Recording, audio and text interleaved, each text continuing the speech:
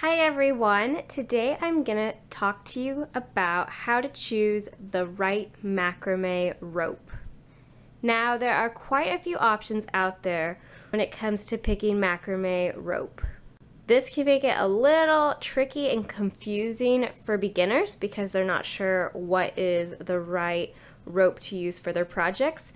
So I'm going to go over two of the most common options, which is twisted and braided cord. And hopefully we will decide what will work best for you.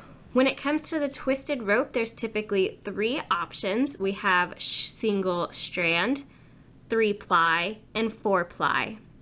So single stranded rope is when you have a bunch of little strings all together and it's just twisted around itself once. All right?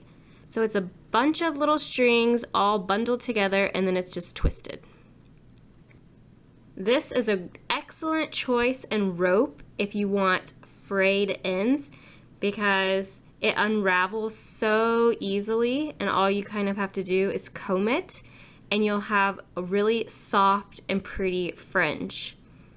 The downside to this rope is since it frays so easily, it can start to come undone while you are tying your projects. So you might have to treat the ends to stop that from happening until you are ready to make your fringe.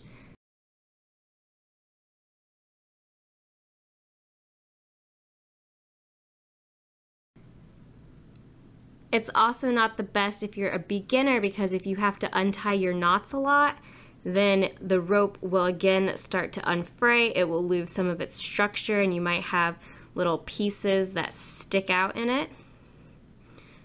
But it's also an excellent choice because of how soft and easy it is on the hands, and again because it allows you to make fringe really easily. So single twist cotton rope is an excellent choice if fringe is your end goal. Now 3-ply is when we have 3 sections of those little groupings of strings together. So it's 3 separate sections of those little strings that are bundled together, and then those 3 strings then twist around each other.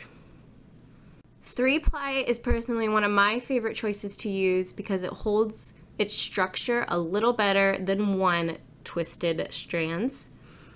And it's also easy to fray after you untwist each thing. So you do have to untwist them to get a really good fray, and that can take a little bit of patience, but if you have a soft cotton string, it's not too bad. And you can also get another option of ending your projects by just unraveling them, and it gives this nice wavy texture.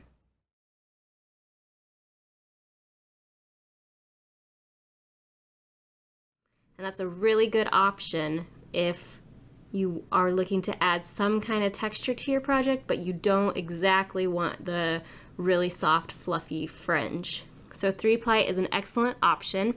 And another version of this is the 4-ply. So I'm sure you can guess what that means. It means we have 4 groupings of string all wrapped around each other. Again, this can be a really good option. It's very similar to 3-ply. It just has an extra wrapping, which can make it a little stronger. You can get really soft string too, which makes it very nice on the fingers when you're tying your knots. And when you unravel it, you can make great fringe.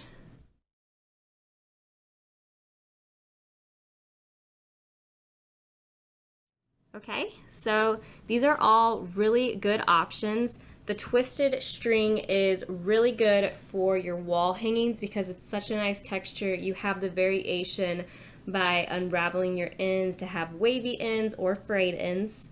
It's also really soft on your hands when you're tying the knots, which makes it excellent. You won't get any blisters or sores, which is a possibility if you are making large wall hangings or a lot of them. So this is an excellent choice for those. Now let's talk about our braided options, all right?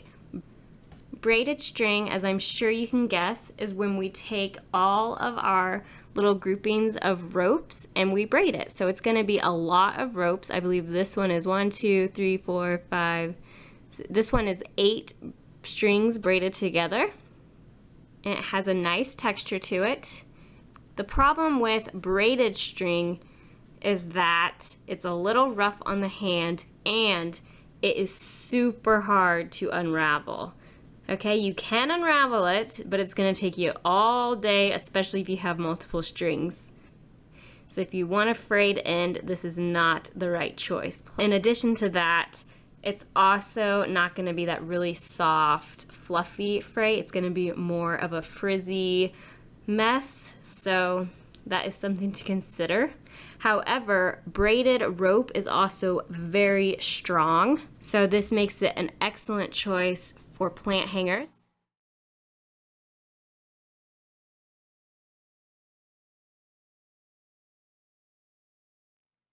Or any other projects you're doing that is going to bear weight. So if you're making hanging shelves, braided rope would be an excellent option because of how strong it is.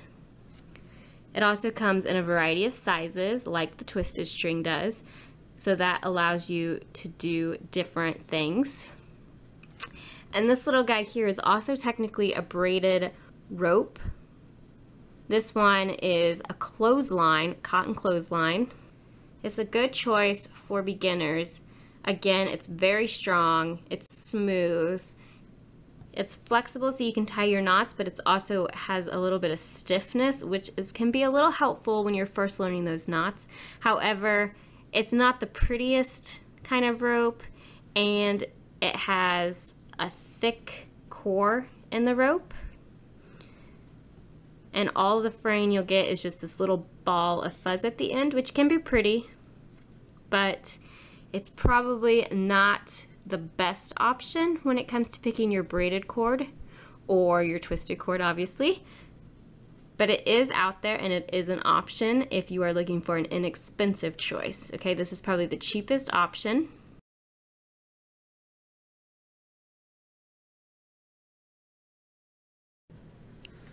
So those are the two most common choices out there, twisted and braided cord. Another thing to consider when picking your string is the size of your cords. I'm using braided cord as an example here, but I have 6mm, 4mm, and 2mm. The smaller your rope is, the more tricky it's going to be for beginners because you're not going to see your knots as well when you're tying them, and it's going to take longer. So smaller rope isn't necessarily the best choice when it comes to beginners. However, you're going to want something small like this, 2mm or smaller, if you're going to be making macrame jewelry such as earrings or bracelets. This is a very good choice for that. It's also good if you're going to add some beads into your work because beads often have small holes to push through your strings. So you'll want something that will fit. Otherwise you have to get giant beads, and that can be a little expensive.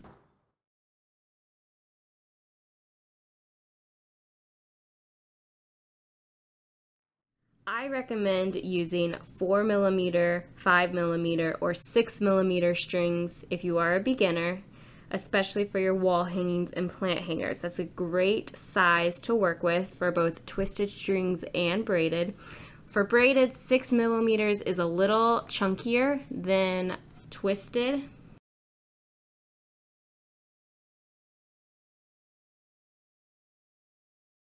Once you get over 6mm, you're going to start getting really big and chunky pieces, which can be really fun, but kind of like with using your small strings, it gets a little harder the bigger you get as well. You have to pay a lot of attention to detail when you're tying the chunky pieces because your knots are so big and visible, which is great, but it's also a little harder. So keep that in mind as well when you're picking your size, but I recommend 4, 5, and 6mm as a great starting point. 5 is right in the middle, so if you want to go with 5, that's a great choice. I think 5, especially for your twisted cord, is a really good starting point. Now I want to go over with you guys on where you can find macrame rope. And I have 3 good options for this. Option number 1 is to buy something online. I recommend searching through Amazon. Amazon usually has good prices, and there's usually reviews for where you can buy them, so you'll know if it's good quality or not. I also recommend looking at different Etsy shops. A lot of people who sell macrame projects also sell macrame rope. And the good thing about that is they usually use their own rope in their projects. So if you like the way their projects are looking with that rope, it gives you a good idea on how the rope works. So that's also a good choice. The only downside I feel to Etsy is sometimes the prices of ropes can be a little bit more on the pricey side, but you also are getting a better quality rope. So those are my two online shop options for you guys to look on Amazon and Etsy. Next, we have the stuff you can buy in craft stores. Now, sometimes it's harder to find good cotton rope in your craft stores, but it is possible. This is a 3-ply cotton cord. It's very soft, and I think it's 5 millimeters. And it's a really good quality. I like this rope a lot. However, this little bundle was $5, and it's only 75 feet of rope, which for the size of it isn't that much. So you'd probably have to buy 2, 3, maybe 4 if you were making a decent sized wall hanging, which can get pretty pricey. So that is the downside in craft stores, is you're not gonna get as big of bulks usually. Finding the braided cord at a craft store is a lot easier than finding the twisted, I feel like. You're probably familiar with Bonnie craft cord. That is what this is.